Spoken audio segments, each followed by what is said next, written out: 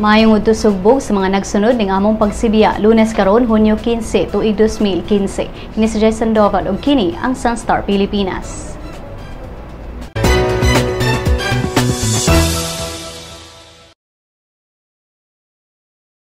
Usa ka pribadong eroplano ang nahagsa sa utlanan sa Esperanza o Bagong Bayan sa probinsya sa Sultan Kudarat kagahapon sa alas 11:30 sa buntag. Daling mipadala og search and rescue team ang mga tinugyan sa Eastern Mindanao Command human dunay mga sibilyan ang nga misaysay sa ilang nadunggan nga pagbuto ug pagkahagsa sa maong eroplano. Matod ni East Mincom spokesperson Captain Alberto Caber nga dili pa nila makumpirma kung unsa nga klase sa eroplano ang nahagsa ug kung duna bay casualty as of 1:30 sa hapon kagahapon. Dunay mga taho nga ang eroplano gipanag-iya sa Cebu Pacific Airlines apan sa usa ka statement giklaro sa Cebu Pacific nga dili ila ang eroplano. Sa pagpakiginabi sa DZMM Teleradyo, si Brigadier General Rodante Hoya sa Civil Aviation Authority of the Philippines nagkanayon sab nga walay passenger plane nga nahagsa sanglit kompleto ang tanang pasaheroan nga eroplano human sila o human nila gisusi kalabot sa maong hitabo. Ning pagbalita padayon pa ang pagsuta sa maong insidente. Philippine Overseas Employment Administration giklaro nga wala pa sila mipatuman og deployment ban sa South Korea. Kini taliwa sa sunod-sunod nga kaso sa MERS coronavirus sa maong nasod. Matod ni POEA Chief Hans Kakdak nga mag-agad una sila sa rekomendasyon sa mga government agency sama sa Department of Health ug Department of Foreign Affairs. Sa kinauwi ang balita, 14 na ka mga Koreano ang namatay samtang laing 140 ang nataptan sa sakit. Kini mao ang kinadako ang outbreak gawas sa Middle East. Apan ang World Health Organization nagkanayon nga walay ebidensya nga ang MERS-CoV mikatap sa ubang mga komunidad. Samtang dinhi sa Pilipinas, ang Malacañang mimando kagahapon sa mga ospital nga kanunay ang alerto ug mag-monitor batok sa maong sakit. Si Presidential Communications Operations Office Secretary Arminio Coloma Jr. niingon nga ang DOH nagpadala ng mga eksperto aron makigtambayayong sa DFA sa pagtabang sa mga overseas Filipino workers sa South Korea. Mga manglimos ug mga illegal vendor sa Plaza Independencia papahawaon sa Parks and Playgrounds Commission sa dakbayan sa Cebu isip pagpangandam alang sa Asia Pacific Economic Cooperation kon APEC ug International Eucharistic Congress. Ang APEC mahitabo sa Agosto ug Nobyembre karong tuiga samtang ang IEC ipahigayon sa Enero sa sunod tuig. Matod ni Dr. Lebrado Macaraya, ang Executive Director sa komisyon, nga gamiton ang plaza alang sa tulo ka dagkong kalihukan. Kinahanglan sab daw ang clearing operation sa plaza sanglit daghang mga bata kasagaran mga badyaw ang nag-standby sa lugar ug nakakita sab siya kung giunsa pagyaga-yaga sa mga bata ang mga security guards sa dapit. Sigon ni Macaraya nga nakigkoordinar na ang komisyon sa kapulisan, mga security personnel sa plaza, Department of Social Welfare and Services ug sa Cebu City Anti-Mendicants Board aron sulbaron ang maong problema. Ang mga bata nga masakpang nagtambay sa parke matod ni Macaraya nga dadon ngadto sa Waterfront Police Station Women's and Children's Desk. Ang mga bata ikustudiya una sa DSWS samtang gipangita ang ilang mga ginikanan. Sa bahin sa DSWS, matod ni Esther Concha nga dunay gibanabanang 1,500 ka mga street children sa syudad apan ang City Hall naglisod og pangita sa mga bata sanglit kuwang ang ilang budget ug mga personahe. Sa kasamtangan, matod ni Waterfront Police Station Officer in Charge Chief Inspector Jose Hesto nga dunay di muminos tulo ka mga security officers ang nagbantay karon sa Plaza Independencia. Sinag Pilpinas gikatakdang makigtigi sa Indonesia karong gabii alang sa final sa men's basketball sa Southeast Asia Games sa Singapore. Sa duha kagahapon sa Pilipinas sa batok Thailand, nakabintaha pa ang Thailand sa 14 ka turnover sa Pilipinas sa unang duha ka quarters sa duha. Ang score 43-33. Apan sa third quarter, sila si De La Salle University point guard Almon Vasotros ug National University big man Troy Rosario mibitad sa Sinag Pilpinas. Si Vasotros mipagawas og upat ka 3-point shots, 18 points, samtang si Rosario mibuhi og 27 points og 12 rebounds. Ang score sa third quarter 59-56. Sa nahibiling 20 ka segundos sa final quarter, si Kiefer Ravina, ang team captain sa Sinag Pilpinas, mihatag og 3 points aron bitaron ang team ug ang score 79-75. Ang San Beda College point guard nga si Baser Amer mibanat sab og usa sa iyang duha ka mga free throws aron makaabante ang Pilipinas 80-75. Ang Sinag Pilpinas gikatakdang makigtigi sa Indonesia alang sa final sa men's basketball karong alas 8 sa gabii. Ug usa na lang kadaog ang gikinahanglan sa Golden State Warriors aron masakmitila ang kampyonato sa 2014-2015 National Basketball Association o NBA season.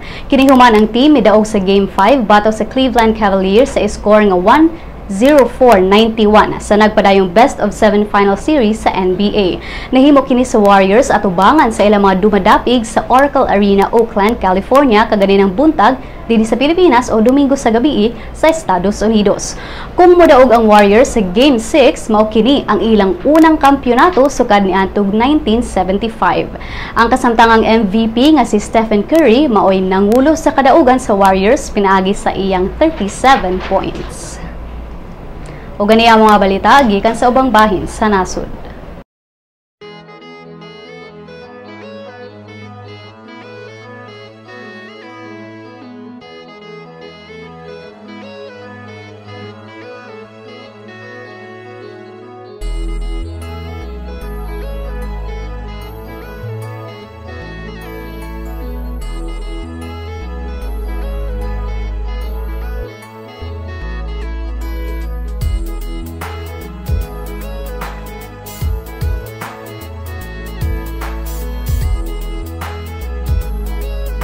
Had your dose of Sun.Star News? Good news! Sun.Star's e-paper has a 7-day trial version. You can now check on the recent headlines on your desktops, tablets, or smartphones. From the hottest news to the latest updates on any publication. You may register with the following steps. First, go to the website www.sunstar.com.ph. Click the e-paper button on the upper right corner of the page. Click the subscribe button of the new user icon. Fill in the required field of information for registration. Once you're done, don't forget to mark the I have read and agreed to the terms of use and the privacy policy. Click Next. Step 2 will let you choose your type of subscription. Since you're subscribing for the free version, click on the Sun.Star Cebu free trial. Click Next. The end of the registration will lead you to the page of today's headlines. Enjoy your 7-day free trial subscription. For more information, visit www.sunstar.com.ph. Welcome to the newest member of the Sun.Star family, My Sun.Star, a mobile application that allows you to remove all the online clutter and focus on what you want, what you need. To enjoy our latest edition, you must have an Android device, a mobile phone or tablet. Go to the Google Play Store, type My Sun.Star in the search box. Click on Search. Once brought to the application, click on Install. Wait. When download is complete, click Open. You will be brought to the login page. You may use your Facebook or Google Plus account to register. If you are already logged into your Facebook, registration is automatic. Next, select your interest.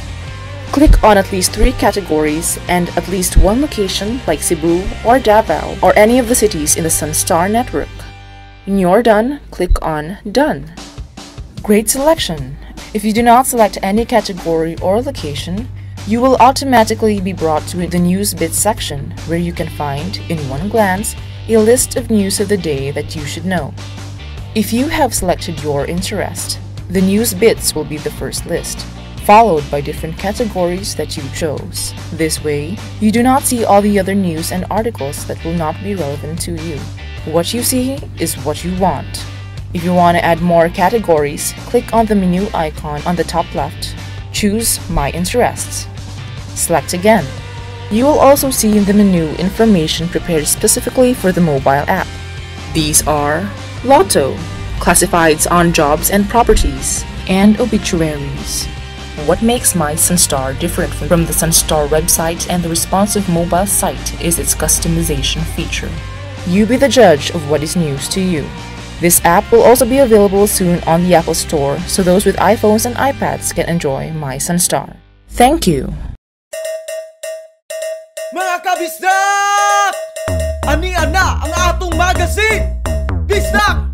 Bisnak ato ani gikan sa bagatan hangtod norte. Isan asa mapadpad Bisayang dako makalupad. Mahigugmaon, matinahuron, matinabangon, mapasigar buhok. Bisayang dako ehemplo sa maayong lumulupyo. Ani anabay ato ni bay, original ni bay. Bisdak Magazine ni bay. Ang Bisdak Magazine mapalit sa Newsboys ug sa inyong suking tindahan.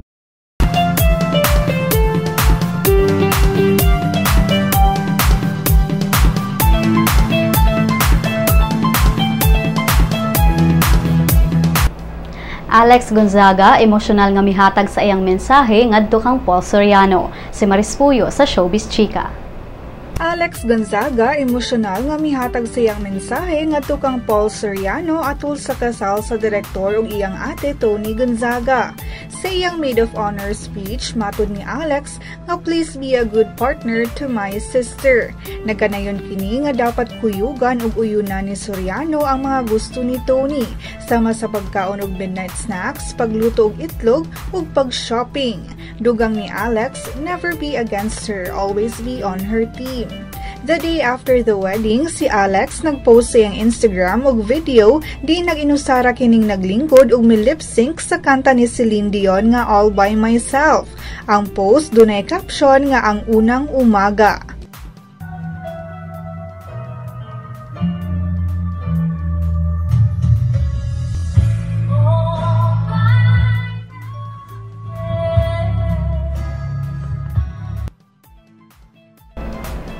Alang sa uban pang Showbiz Chika, bisitaha ang celebrity.sunstar.com.ph. Ug i-follow pod mi sa Twitter @SunstarShowbiz.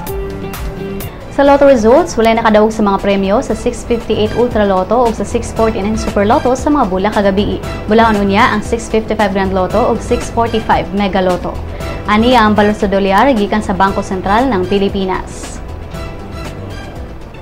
Musunod ang kapalaran gikan sa Sun.Star Super Balita.